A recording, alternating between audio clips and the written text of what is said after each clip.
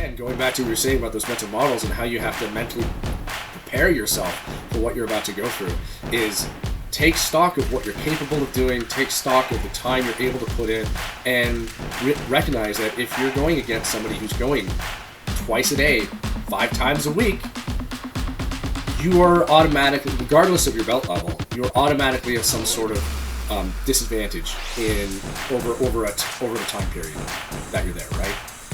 And that's okay, because it only matters as long as you're learning and progressing, right?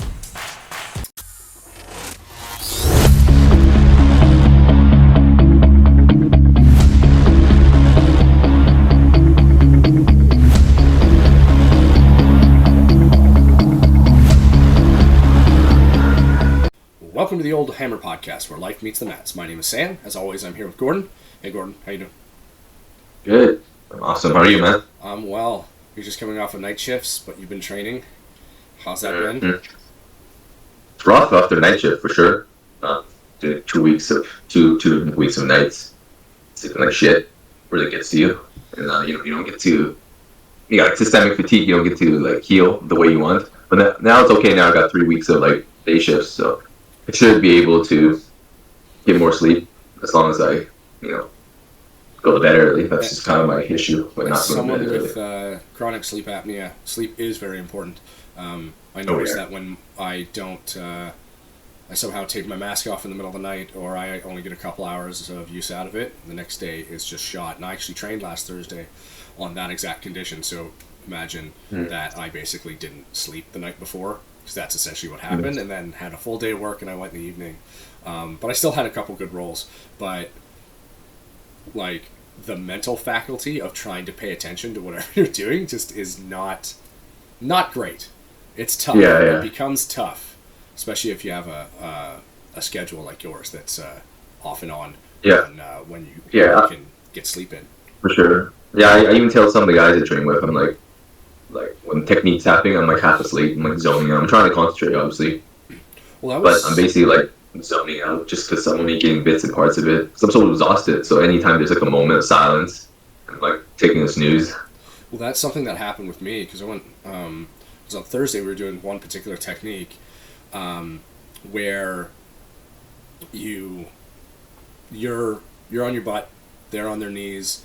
How do you do an arm drag to a leg pull into an ashi, switch to reverse X so you can pull the rear leg over and get them into what's it called? Outside ashi? I can't remember all the names. But basically you get them in a position where you can either heel hook the bottom leg or straight ankle lock the top leg.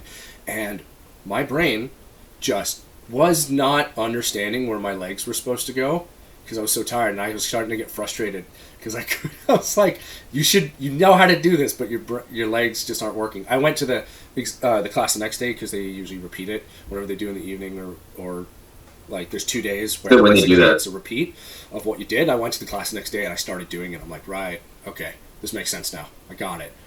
Yeah. So it is important to get your sleep and your sleep in. But how are your rolls? My rolls have been really good. I look at it a little bit different now. Like before, I was like, I have to tap somebody out, or I have to be able to just dominate them completely. But if we're both roughly the same level, like if they're a little bit better than me, they're like a 2, 3, 4 stripe blue belt, or purple maybe, and even a purple belt. Like for me, I don't necessarily have to like. I don't go in with intention to tap anybody out. I go in there with intention of prioritizing what I need to work on. Even to the detriment of like, I'm gonna say detriment, but like, even if I get tapped out, that's fine, because I think like today I actually want to touch on like prioritizing like learning, especially as an older lifter, because your window is short, especially if you plan on competing, whether it's like still in the adult division or the master or some form of master's division, is that because your competitive time frame is going to be relatively short compared to like a 20-year-old, well, not relatively, like basically half the length, and then if you're still athletic, like that stuff is probably going to deteriorate faster than you think it will. Even if you do all the right stuff, you're just not going to be ultra explosive at like 49 or 50 compared to when you're in your early 30s or definitely in your 20s. So, but if you're starting late in Jiu-Jitsu, it's obviously overwhelming even both of us, like we had like 2 or 3 years experience, and then we're back at it. It's still super overwhelming. In fact, I dare say it's even more overwhelming because we had a certain level of skill back then that was comparable, Right. and then now it's like we feel like we're so far behind. Like when you have a clean slate, like a newbie white belt, like you don't really have expectations unless you're absolutely delusional. Like for us, we had a certain level of standard, and then now it's like, oh my god, like there's so many damn leg locks Yeah. and So like entries and like how you go about it, and then we're just like we're so far behind, so you can get really overwhelmed. just to touch And on then that for a yeah, quick second, I'm not sure if you're familiar with the trade-offs paradigm in systems management.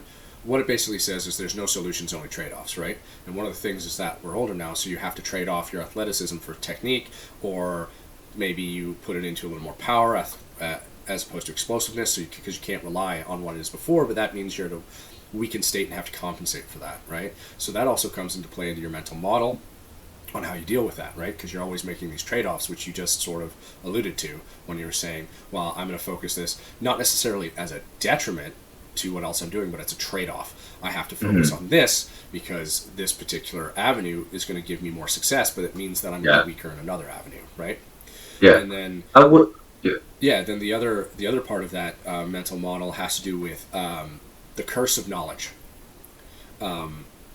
If anybody's watched Avengers Endgame, like most people on the planet have, or not Endgame, I think whatever the one was before, Thanos says to Tony Stark, "Oh, I'm not the only one cursed with. I see you're cursed with knowledge," or something like that.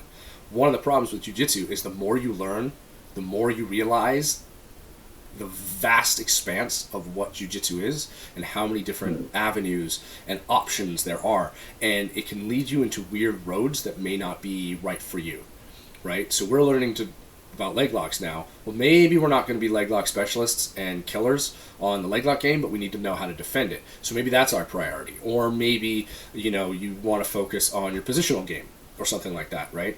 But it can become a wild distraction.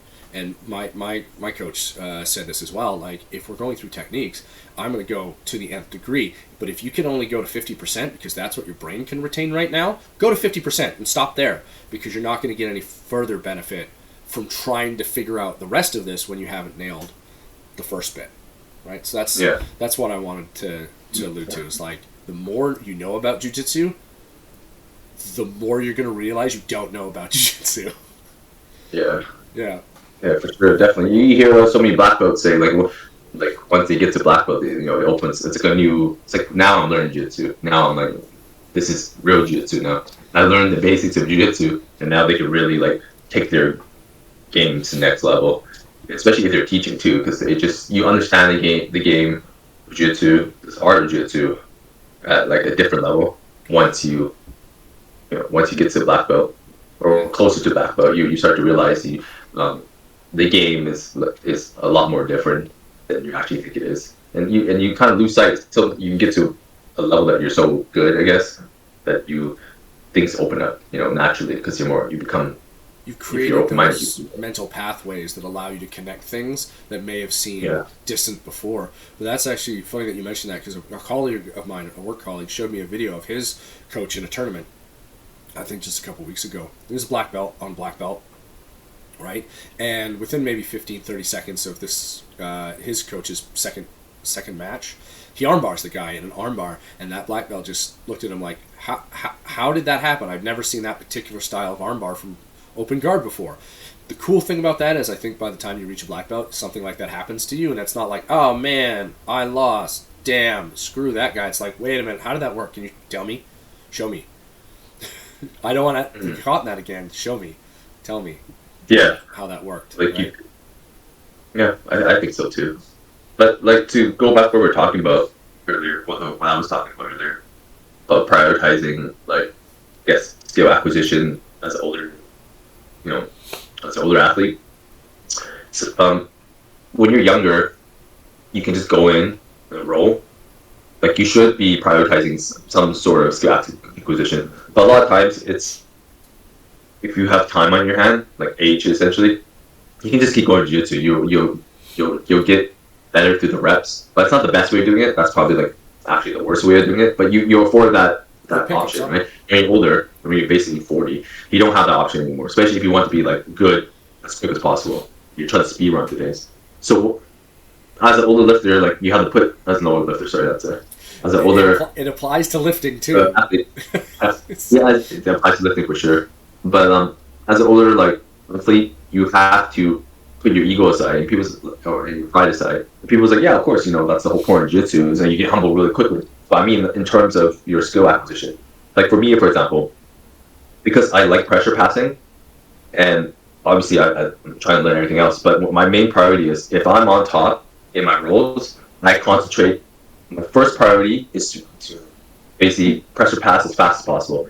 And if the whole entire time, even if I only pass once, that the whole entire time I don't have to defend a sub because he's just basically stopping me from passing, I'm getting better at what I want, which is maybe I didn't pass and maintain side mount, whatever, take his back. But if he cannot mount the offense off his back, the entire roll, and if all my rolls are like that, then I'm getting better at it. And I would judge myself on my progression based on how many times I can pass, and then the next progression would be how well do I maintain side mount and how far do I, or mount, whatever it is, how am I maintaining those positions. So but if I get sub, I don't get upset, or if I can't even pass the guy's guard, I don't get upset. I look at it as like, okay, what happened today? Okay, my main goal was, number one, was to pressure pass, be really good, transition from pass to pass. And if I did most of those things right, then okay, I'm on the right path. Rather than, I want to win, I want to dominate this guy. No, I don't care about that. I care about that. I do care, but not as much as you would have. I care only because I want to progress rather than trying to win. It's like now if I dominate someone, it's like, oh, okay, I'm getting better because I did, step 1, 2, and 3 properly and got to where I wanted, rather than I won. It's not like ego talking. It's more like I'm really excited that I'm progressing the right way. And I think you need, as an older lifter, or just an older lifter again, the older athlete, man, it's a bad whole habit. Yeah, as an older athlete, you need to take things in context, your roles in context, and then you need to prioritize. Remember why you're there. Even if you get tapped out, like say you roll 6 times, you get tapped out 6 times.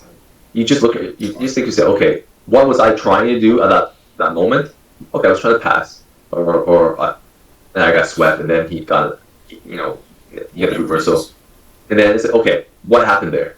Like if you analyze your roles like that, rather than, oh my god, I lost that round, I got tapped out, or I got swept a whole bunch of times. Who cares about that? The point is that you should only care about it in terms of progression. And then a lot of when you're younger, you are starting out, you're just like, oh my god, I got my ass whooped. Yeah. But you gotta go past that quickly too, and then you have to systemize what's going on. Okay, I cannot allow them to do this. Why is it happening? It's because I'm way too loose. My neck's sticking out. All my weight's on top of the hips and that kind of thing. And it's not like even if you think about it, write it down, you look at videos, tutorials, it's not like it's going to happen straight away. You will if you're lucky and you're like a phenom. But the thing is, it's going to take 5, 6, 7, 8, 9, 10 sessions probably. That's like a month or 2 later, you realize, oh, all these guys, they're not sweeping me like they've been doing before, and I'm passing guard a lot quicker, more efficiently. I want to touch on this too, because this actually comes into what I was thinking about over my very last roll. Before this recording, I rolled with, I think he's a high-level blue belt. Maybe, I don't think he was a purple belt. He might have been on the verge. But met the guy, first time seeing him in class. He came from a gi class, I think. Was doing no gi today. So we started standing. I couldn't quite do an elbow pick to get a body lock. He couldn't quite shoot in on me, so we scrummed around for maybe 30 seconds until he did a pulled guard to try and sweep me. I buried my hips to stay on top, and everything was going fine. But I remember after the roll, 2 things happened.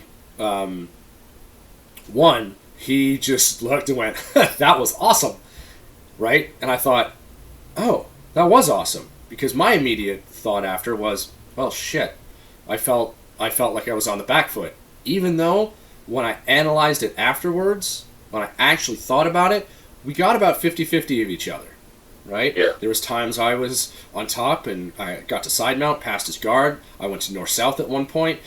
Tried to sink in or set up the Dars choke from north-south. If you know how to do that, it's pretty fun. Right? He didn't sweep me, but he bailed out once, then got on top, got me in turtle. Like, all of these things went back and forth, but my immediate mindset afterwards was, what did I do wrong? Which I would caution you as an older athlete. As a younger athlete, maybe you can get away with that because you're really trying to just improve on your places where you fell down. But as an older athlete, you also have to take stock of what you did well, because if you fall into the trap of only realizing where you fell short, you know, maybe the person, your opponent, was just particularly good at that particular skill. Did they recover? Did you recover? Did you get back into a better position? Remember that, because that's where you will realize you need to progress. For your example, you pressure pass. Did I just pressure pass? Did it work? Right? This is what I'm focusing on. For me, I had to actually step back and be like, wait. That roll was hard, but it was a good roll because I did a few things I wanted to do. I defended a few things against a few things he wanted to do. Yeah, I got in a couple positions I wasn't happy about, but I got out of them. So that you know, I can take the good with the bad. And I think that'll be less demoralizing because, especially as a white belt, you're probably going to be in more situations you don't like than you do. So you got to remember the moments that you did well, right? And like you said, if you get tapped, so what? Yeah.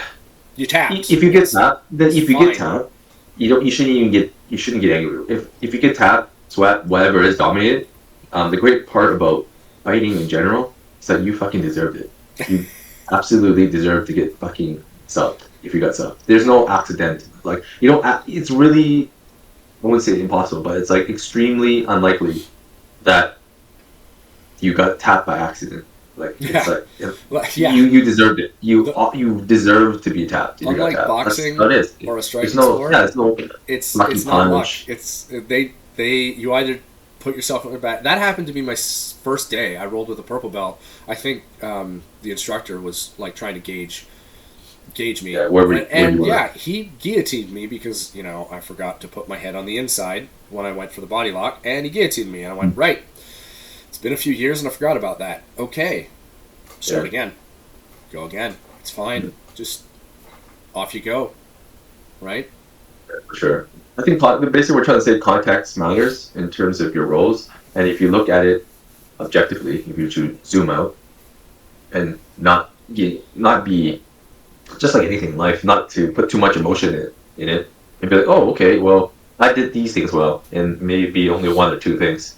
Okay, I'll keep doing these things. Well, let's like expand it. Let's make it better. And then what didn't I do well? And it could be like a laundry list. Just pick one or two because they usually connect it. Like all these things happen because it started from one particular bad thing you did. So if you could just find what that is, it'll just a laundry list of issues will get smaller. The issue is that you kind of have to, realize what you did wrong, and that's okay. That's a part of Jiu-Jitsu. It's like it's a journey. Even if you can speed around to black belt, you become black belt in 5 years. Like most people who do that are they're training 6 days a week, doubles and all that stuff. So they're putting in time, and in that time frame, as they get their black belt really quickly, they're getting their butts whooped too. They're just putting all their eggs in one basket, or like they're just putting more effort in a shorter amount of time. True. Now, if you're going 2-3 times a week, that you're gonna have to like. Your suffering is going to be prolonged in the sense of like how long it's going to take you to get there. So it's going to feel like, it took me 10, 12 years to get my black belt. Yeah, but you're training 3 times a week. This guy was training 10 sessions a week. He's the amount of experience that he acquired, he condensed it. So his suffering was probably terrible. Well, it's like he was willing to suffer. It's concentrated suffering. So that you can do that to all of us if we didn't have like jobs, if you're all athlete, you have a job, family, payments, all that stuff. If we were just suddenly like release of all that, like we could just train 6 days a week, twice a day, aside from the massive amount of fatigue you probably have. Then we'd have to have a very on-point recovery system, which at that point we would have the time to do that. Yeah, exactly. So like if we were to win the lottery, we have this discussion. If we were to win the lottery, a few $1 million, pay off everything, like Joyce already knows. But I told her, like, you know what's gonna happen. She's like, yeah, She's I gonna know. train. Like, yeah, She's gonna I'm train. be trained like a pro athlete, like twice a day, massage, physiotherapy. I don't give a shit. Like this, if that's all, pick up the kids. I'm basically gonna be like, you and I talked. We'd be like, well, let's the kids up and doing jiu-jitsu. We just won. I don't know. Let's pick a ridiculous amount. 65 million, right? Well, it doesn't need to be that much, bro. No, I'm picking a ridiculous amount just cause. Oh. Let's just go wild, buck wild on it, right? So yeah, sure. All the bills are taken care of. The interest from whatever money you put in, that's our yearly salary, so that's taken care of. Well, let's open up the school and say any brown belts or black belts, you can come here, train here for free with us. Here's our schedules, basically like open mats all the time. Not all the time. Probably create a structure of business oriented, but that's beside the point. The point is to be like, well, now we have a place to train 7 days a week, and that's what we would do, right? Because we could.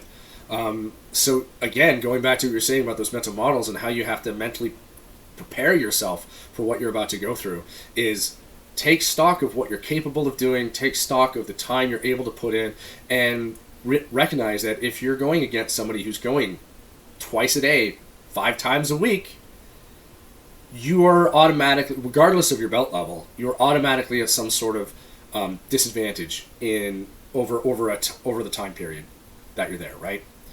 And that's okay, because it only matters as long as you're learning and progressing, right? So here's something for the youngins listening. Don't compare yourself to others. That's your coach's job.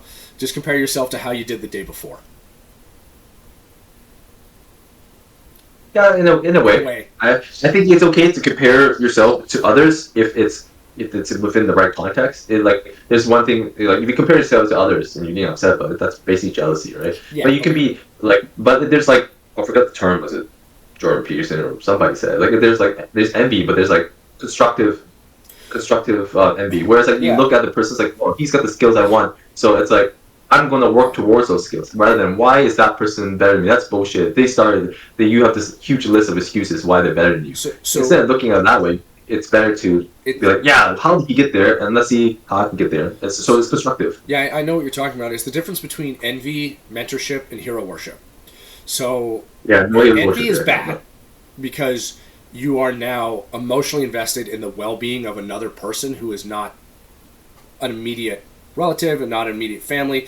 You are putting them in a position that is greater than yourself in the hopes that you could best them in some way, right? So envy is bad for that, because now you're not just comparing yourself, you're actually putting yourself beneath the status of this individual, whether that's true or not, doesn't matter, and you're putting them on a platform where you essentially are emotionally negative towards this person, at the same time wanting to be like that person. And that's not helpful, because you're not going to learn anything. Then you have mentorship, where you look at someone and say, well, I want to be, pick your favorite fighter within your peer group or whatever. Like, well, I want to roll like John. It's a random name. I want to roll like John. John seems to have the same skill set, in line with the skill set I am. I like watching him roll. I like rolling with him. I want to learn more and be more like John. That's more mentorship, especially if you have a back and forth relationship, if you can actually talk with John. In the envy relationship, you don't talk to the other person. You just get angry and annoyed that this person is so much better than you, when maybe they're not. Then you have hero worship, where you look at someone and you're like, it's Michael Jordan. Man, I wish it was Michael Jordan.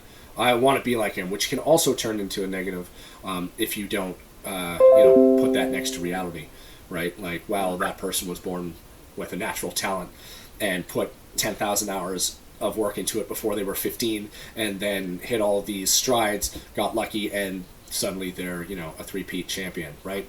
So, yeah, exactly what you're saying. Try to find the middle, that mentorship lane, if you're comparing yourself to other people, because at that point it's not really a comparison. It's more of you're striving to a goal, and as we know, goals are good. Yeah, and I think once you get, like, also another thing, kind of like delving into something else within the same vein, when you're rolling with people, once you acquire a certain amount of skill, white belt, blue belt, doesn't matter, once you kind of figure out what you like, it's like your game in general, and by the white belt, is pretty shit. Like, you don't really have a system going on. There are some white belts who are just phenoms, but I'm talking the general, like, we're talking about generalities here. Yeah. And even as a blue belt, you're still trying to figure yourself out. You don't really know, like, When and I was other going to people say can't really that, I'm identify like, your style. I'm a blue belt. And I'm still figuring out my style. I don't know. Yeah. But you know, in general, like it's when you become a purple belt, like people say, "Oh, this guy's style of jiu-jitsu is this." It's pretty evident, like, like what your style is, right? But with the blue belt, it's part of the earliest like time frame for most people, like, where you start to see a certain style and people get it. I think that's And because at blue belt you start to learn to defend most or all positions, right? and you like what you like, right? Yeah, You like what you like. gravitate towards you like. Like for me, example, like both of us, like we need to be on top. Like it's less effort and like it's exhausting to be on the bottom. Even against like a guy you're like way better than, it's way exhausting than to be on the top. Or even And a guy I who's just lighter prefer to than be on you. top. Like one of my roles, the guy was lighter than me by probably 60 pounds, and I was still just tired of having him. He did. I started on the bottom in this particular role. He was quicker than me, obviously, but it was still just exhausting being on the bottom. But once I got to top and went to half guard, I was like, oh, thank God. I can breathe. I'm where I wanted to be. Yes, this is Exactly. much better. But what I'm trying to say is that once you kind of know how you want to fight, I think you could be, I wouldn't say super picky with your roles, but if you are afforded that opportunity, you should find people that are going to challenge like your style. For example, for me, there's a couple guys I know who are like verging on purple belt, or they're like 2 or 3 stripe blues, and they're like tall, like 6'2", 6'3", 6'4", and like, oh, these legs are so long. It's so hard to be in the guards because it's so much length. The arms are super long. I asked them to roll because if I'm going to be good at pressure passing, my mindset is like I can pass a little guy basically based on strength alone. I can power my way through all of it. But am I always going to be afford that luxury? No. So I have to roll with the guys who like to be in guard, first of all, and they're physically they have the leverages to play guard well. So I will always try to roll with those guys. At least if I've got 5-6 rolls, I try to do at least 2, maybe even all my rolls, honestly, with guys of that body type. And I will attack them early on, and then I'll end off with them. So like so sandwich in between are guys who are like more like my style, or maybe they're white belts, and I can kind of like not cruise, but I can work on the things I know I can't get on the high level guys. But if I can sandwich the harder roles in the beginning, you know, and then that would be better. And that's what I've been doing, purposely finding out people, and they catch me too. And that's how I know it's working. Like, well, clearly, like what I've been doing isn't refined enough yet. So how did they catch me? And you have to. That's how you test. It's like you work on the project, you run the test. It's like, oh, it's successful, and then you go against something that's you do a harder test, which is rolling with someone better, and you realize, oh shit, that was not that good. I need to refine it, but it's okay, and it's all contextual, right? That's how it's great part about jiu-jitsu. You can test your skill set without getting fucking CTE. Yeah, you might get some ligament damage, just that, but obviously tap early. I always tap. Like if I can't escape, if I don't know the escape well, I tap early. Tap early. You give me a heel hook. My heel hook defense is atrocious. You give me a heel hook, I can't figure that shit out within like 5-8 seconds. I'm tapping. There's no point. You know, I know some people are just letting the shit turn like 180 degrees. I'm like, yeah, listen, this isn't the finals of like the Abu Dhabi trials. You know, I don't. This is my one ticket to glory. Even then, I don't think I'll let it snap. Okay. No, I want to walk. I want to be able to walk. Yeah, I want to be able to walk. When I work, I work on my feet 40 hours a week. I don't get to sit down. But what I'm trying to say, that's how you do it. It's like testing. You go there, you test against this level guy. It's a test. It's successful, great. Then you got to upgrade. And it's, it didn't work. Then that's how you refine stuff. It's like, if a lot of times people will only roll with like guys that are like supremely better than them. It's like, I'm going to roll with a 4-stripe purple. Yeah, because now you have a built-in excuse that guy whooped your butt because he's so good. And then it's just an excuse for yourself. It's better to go with people roughly slightly below you and above you and constantly fight. That's the majority of your roles. So regardless of where you are in your jiu-jitsu journey, purple belt, blue belt, whatever stripe, brown belt, black belt, you fight with the people. The most of your roles have to be within the range of your skill, so you can test things appropriately. And then once in a while you go against someone way better than you, then you're like, wow, I suck. I need to refine my skill set better. And on the guys who suck against you, just like you know you can beat them. You do all the new things and try out all the experimental stuff, and if it doesn't work against them, you really need to refine it. You practice. That's how you do it. Yeah. Well, I was going to say, the other piece I would say to that is find those people that you will always roll with. Like the guy I had a hard roll with in my last class, I said to myself, if he shows up, I'm going to roll with him. Because it was a hard roll, right? And I didn't get to practice, say, the new sweep or the leg lock that I just learned. But I did get to push my escapes to the test. I got to push my guard passing to the test, my positioning, right? Things like that. And I said to myself, if this guy shows up, I'm going to ask him to roll, right? Because I know he's not so far out of my league like a black belt would be, who, let's be perfectly honest, if you're rolling with a black belt and you're a blue belt and you pass their guard, maybe they could go pass, but most likely they kind of let you. They let you pass. They let That's you. the 99% chance of they let you pass. They're letting you work, so don't have any illusion, like, especially if you're a blue belt and you get that heel hook on them and you're like, I tapped him, you didn't, not really. Or maybe he's just trying to work on his heel hook defense, like a late heel hook defense. Like, what happens if I leave it like... Yeah, because obviously the best defense to the heel hook is not to be in a position to get heel hooked. Same with most subs. Like, there's 3 stages to defense. There's just don't be there. Okay, you're halfway there. How do you get out? Oh, crap. They're sinking it in. How do I get out? And then, obviously, you tap. So maybe the black belt's like, well, I know these two, so let's work on the last one with this blue belt. Oh, he hooked. They help work out. I tapped you. You didn't. You didn't. He let you.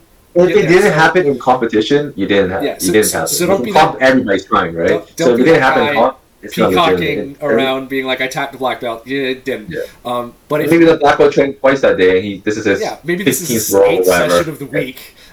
Yeah, he's exhausted. Tired. He's yeah. Yeah, but what I was trying to say is, if you find that person where they're not so far out of your league that they're either just letting you work, but it is a hard roll, and maybe they get the better of you, maybe you get a little bit of the better of them, but you get to push those skills that you're working on and actually make sure they work, and the ones that you don't, you end up in a real bad position, have to escape. Say to yourself, I'm going to roll with that person, right? Because one of the things, especially as an older athlete, because pain happens all the time. You just, I'm constantly sore somewhere. I'm sure you feel the same, but like, the inclination might be, okay, well, that was really hard. You know what? Next week, if he's there, I'm not going to roll with him because I want to recover. You're making an excuse for yourself not to do that hard roll. Yeah. So say to yourself, make that promise. If I see this guy, I'm going to roll with him, regardless of if I get tapped or not. That doesn't matter. Regardless of if that 6 minutes is going to be 6 minutes of heavy breathing, lots of sweating, and a hard roll. Because you go in, you roll with that guy. Maybe there's the 2 guys. You roll with them. It's hard. It's rough. And you need a break. So maybe you go over to a white belt. And you say, hey, you want to roll? And then you can take it a little easier, right? Yeah. So just what you said. You can micromanage your your training too within the session. It's like I roll with the guys that beat me up, and then I test. Okay, I'm exhausted. Maybe I do 2 of those in a row. I roll a white belt, and I go back to that. That kind of thing. And then you did 5 rolls. 2 were against like lower level guys, and 3 or 4 of them were against the guys your level, or slightly better, slightly worse, that kind of thing. And you might get one that's like a brown belt, and then you say, okay, that was a wash, but that's it. That's how you do it. Instead of be like, I'm going to roll with only people I can beat. I know I can beat. You're not going to progress. And it's stylistically, I can beat them. What's the point? You're no, there is a point, because you still want practice, but it's basically you can do something against it. You can refine it, sure. And it's better to, if you're going to go against someone you can beat, it's better to use things that you suck against them, even to that you getting tapped out. It's because that's how you're going to work. It's more like I think that's okay. Yeah, it's more like how Danaher says drilling should be active, right? So your opponent should be active. So if you do want to work on something you suck at, and you go to somebody that you can stylistically defeat, but you I want to work on a hip bump. I just picked something. Okay, well, you can get the better of this person for some reason. You're more skilled, whatever it is. Practice that thing, because essentially what you're engaging in is hard, high-level drilling, which is what you do need to do to get better. They don't even necessarily have to know. No, they don't. Exactly. If you I'm only going to work on the knee cut. That's it. And then you knee cut, you go to mount, and you let them regard, and then you regard. In their minds, man, I'm just getting so good. My guard retention is superior. It's awesome. I never let him keep me mount. But he doesn't need to know that. You don't even have to tell him. No. You just keep knee cutting over and over, and that's all you're working on. Next thing you know, in the 6-minute row, you knee cut this guy 6-7 times, and you're like, okay, I can do this, and I need to work on this. It worked clearly. Now I got to test against somebody else that's better at my level and see if that works. But I got my reps in a live hard drill. That was drilling. Because they don't need to know that. One thing I'm working on, especially against the guys, because you and I both like the pressure pass, so I like a lot of pressure on the face, regardless if I'm in the half guard or I like to get my underhook, is the guys with long legs, even when I tripod really high, right, to start passing guard or half guard, because of those long legs and my short legs, I'm starting to work, and I'm not telling them this, but I'm starting to work on, using the free leg or the opposite leg or the free elbow to try and get that. And I'm not telling him I'm doing this, so if he sweeps me, I go, well, should have based better there. Got it. But the point is, I'm trying that because against people who are 6'2", 6'3", who have these long legs, that I know is just going to be a problem for me if I don't. So it's always in your mind. That's the other thing about prioritization, these mental models. You prioritize the work that you need to do, and you don't necessarily need to tell your opponent, like you said, but it's something you're just cognizant of, and that's how you're going to really improve. Mm-hmm. Yeah. And then go just destroy a no stripe white belt just for shits. Don't do that. I'm kidding. Just be nice. Yeah. Be nice. Don't go to the guy who's second class and is like, you want to roll? No, I treat them pretty like I said earlier. I just do things like usually I know I can't get on like someone closer to my level. Like, I'm just gonna work on this. If I can't get it on this very fresh white belt, I really suck at this. It's probably something I should one of the things improve on. There's a guy. I don't know. Everybody got paired up to roll, and I was kind of taking my 5-second breather. So by the time I looked up, everybody's paired, and there was a guy. It literally was his first class. So I taught him a few things, and then while he was doing his thing, I'm like, I'm gonna try and triangle. I have tree trunk legs that are short, so triangles are not my thing. But I did it just for fun. It didn't work. I probably could have forced it, but again, it didn't work. It was fun. It was just like, all right, let's give it a go. Yeah. Right? I usually, against somebody I know I could beat, I just make them kind of suffer, without tapping them out, until the end. I'll pass guard really easily. Or you want to start in the bottom, I sweep them, get on top, last by their guard. Their non-existing guard, and then I just pressure. Just go around, round until they're just circling. It's just non-stop for 4 or 5 minutes. They're just like, I gift wrap them. They're like, I don't even tap them out. I just gift wrap them, put my knee on their. I just try different positions because I can afford to look around because they're not going to squirm and look like, maybe I should do this, maybe I should do that. What happens if I do this? This is. I'm trying to test. I'm testing. I take their back almost immediately because I'm like, I can take a break here. I'll do that, and I'll seatbelt them, and then I'll just start hand fighting them. That's something I worked on with white belts. Yeah, I just start hand fighting them to see, okay, if I push the hand here, can I get the leg in to go for the choke? If I push the hand here, can I switch this to an armbar? All that type of stuff. But I felt really good on. I forgot to mention this against that hard roll. Is he did take my back, and he did get a seatbelt, but I got out of it because I remembered my head position. Head position first, hip position second, right? Yeah. So I rolled him to the right side, got my head low so he couldn't sink in that choke, moved the hip out, and I escaped. And I was like, all right, didn't want to be there, but let's take a moment to just say, no, he didn't get a choke in teeth, but let's take a moment to say, all right, I did a good escape. Cool. Yeah. Yeah, it's all contextual, right? If you look at it, back to to the topic of finding the right people to roll with and not avoiding certain people because they're hard rolls, and also they're basically the same level as you, just different skill sets, whatnot, right? A little better, a little bit lower, and it's obviously you can't avoid them because it's hard. But if you look at it from a skill acquisition point of view, it's like, okay, I want to work on this. Why you ask yourself, why is it so hard rolling against them? You kind of have to identify their skill set. It's like, well, it's because they're better than me at what I like to be in. So you should go there. You should go harder against that, because that's your real testing ground. Because if you can't pass that test is that against that person, then how do you expect to get better against someone who's vastly better than you at every single thing you do? You basically need to go against your kryptonite and work against it. And if you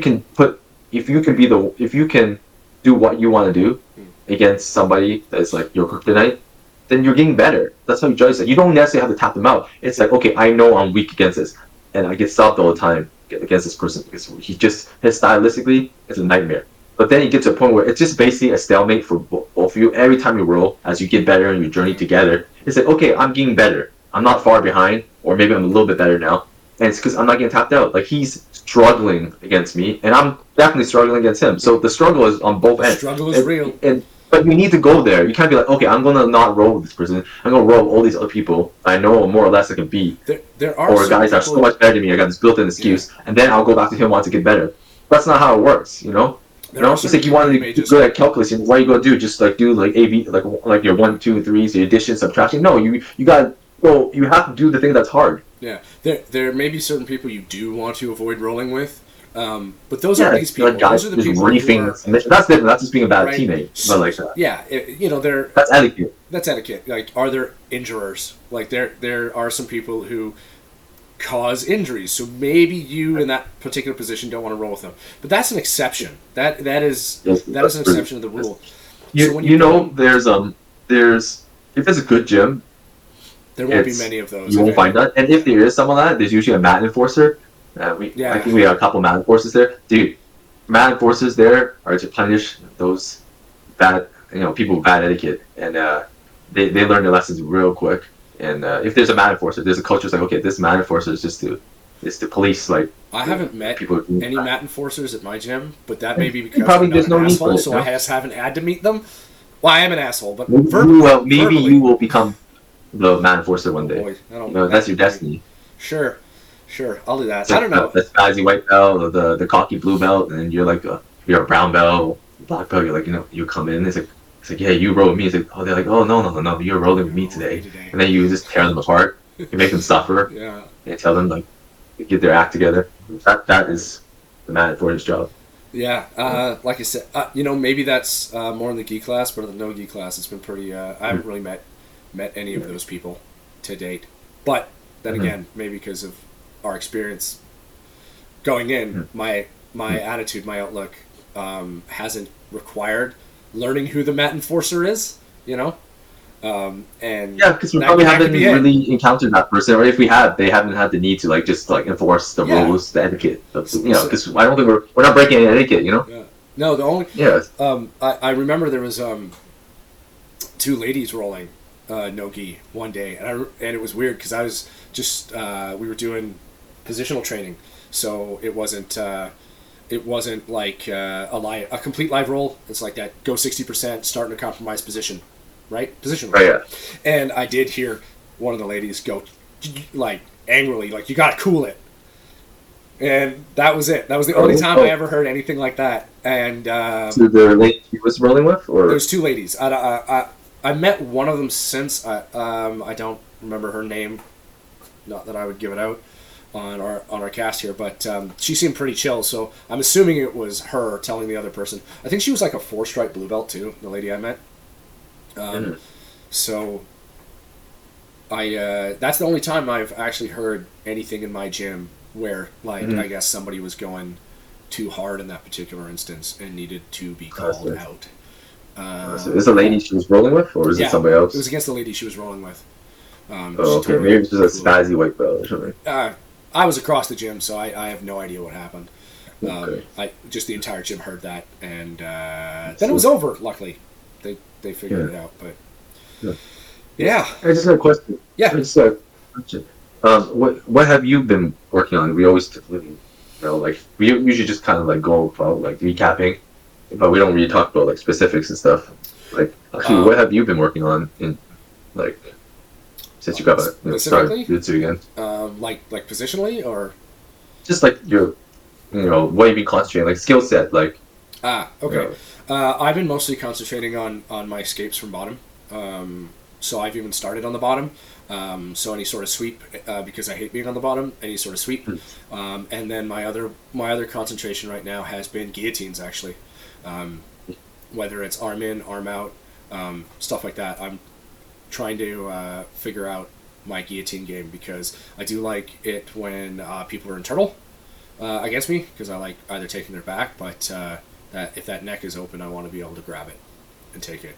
And then the third thing, just minorly, because that comes with the way the class is taught, is leg lock defense. So those are my 3 big ones right now, because my guard passing's all right. My top game is pretty solid, especially if I get to north to south from side mount. I don't mount people that often. I just not. don't feel comfortable there. I feel comfortable. The stability. I feel comfortable controlling people from there, but switching to my submissions from mount, I find other positions for me are preferable. They're just better. Yeah. I get what you mean. So yeah, that's what I've been concentrating on mostly, and I want to try this other guillotine that I saw Spangler show. So instead of a deep in guillotine, you kind of have a half choking arm, and then you get in arm in, but the actual choking arm is actually basically chin under, right? And then you bring it across. And like anytime I see stuff like that, like different ways to set it up, I want to try. I think I saved this video like guillotine for anywhere or something like that. Yeah, you gotta check that out. He's really good. He did a video against a wrestler who's I think a blue belt, but he was a pretty high level wrestler. He's like, "You're never gonna guillotine me." He guillotined him like 8 times in 6 minutes or something like that. And I'm like, that's dope. I think I would love to be able to do that. Yeah, for sure. Yeah. Oh my gosh. On that note, I think we're running up on time, but yeah, mental models, prioritization, keep it classy. That's kind of a recap of today's podcast, I think. Exactly. It was good. It was a good talk. For sure. On that note, we appreciate everybody for listening in to the Oldhammer podcast. Any final thoughts? No, just happy training, everyone, and to all the older athletes or athletes in general, like we said, like in this whole podcast, just prioritize, like find out what you want to do and just put yourself in that situation to work on it rather than just going and aimlessly roll around, and you'll get better faster. You might not feel that way because in the beginning, but you'll get there. 2-3 months down the line, you're going to realize that you're a lot better at that skill set. Patience and a virtue. On that note, once again, we appreciate everybody for listening. Like, subscribe, leave a comment, and we'll see you all next time. Thanks. Okay.